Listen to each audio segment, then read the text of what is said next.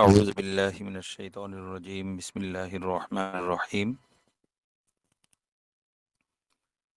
বান্দা যখন আল্লাহ তাআলার কাছে দোয়া করেন, আল্লাহ তাআলা তার দোয়া কবুল করেন।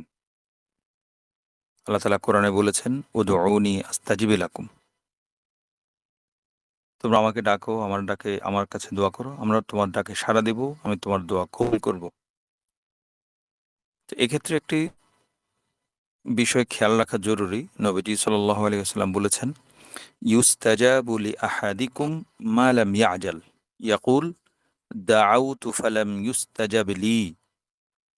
তোমাদের প্রত্যেকের দোয়াই কবুল করা হয়, তবে যদি সে কি না করে, মা লাম ইয়াজাল, যতক্ষণ পর্যন্ত না সে তাড়াহুড়া না করে এবং একথা না বলে আমি দোয়া করলাম কিন্তু কই ফালাম ইউস্তাজাব লি, কবুল করা হলো না। এই কথা যখন সে না বলে না এবং সে যখন দোয়া কবুলের ক্ষেত্রে তাড়াহুড়া না করে, তখন আল্লাহ তাআলা তার দোয়া কবুল করেন। তো অনেক সময় আমাদের এমন হয়, আমাদের কারো ক্ষেত্রে দোয়া করার পরপরই আমরা দোয়ার ফলাফল দেখার জন্য ব্যতিব্যস্ত হয়ে পড়ি। তো এটা আসলে আমার দোয়া কবুল হওয়ার পথে সবচেয়ে বড় বাধা।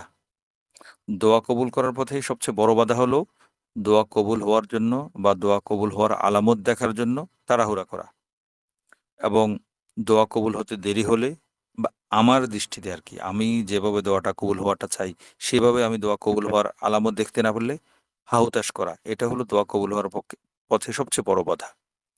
তো দোয়ার ক্ষেত্রে বিপজ্জনক এবং ক্ষতিকর দিক হলো দোয়া করার সাথে সাথে কবুল না হলে হতাশ হয়ে দোয়া করাই ছেড়ে দেয়া। এটা সবচেয়ে বিপজ্জনক দিক। আমার কাজ কি? আমার কাজ হলো আমার দোয়া কবুল হবেই, এই ইয়াকিন রেখে নিয়মিত আমি দোয়া করে যাব। দোয়া কবুল হচ্ছে না কেন এ নিয়ে আমি আক্ষেপ করব না, আফসোস করব না, হাহুতাশ করব না।